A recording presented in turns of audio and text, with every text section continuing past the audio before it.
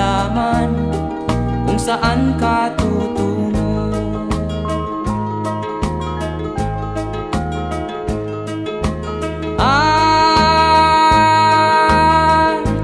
Kung nakamit mo na ang pangarap,